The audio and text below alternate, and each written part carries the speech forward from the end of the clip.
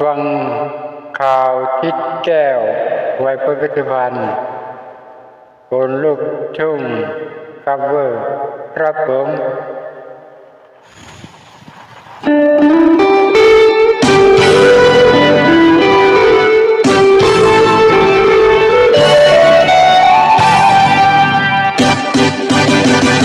ก็ลือว่าเจ้านั้นเป็นสาวแล้ว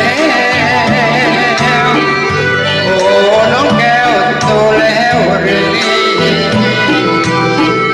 เมื่อก่อนยังเด็กเล็กนะดูไม่น่ารักแต่อยู่วันยิ่งแท้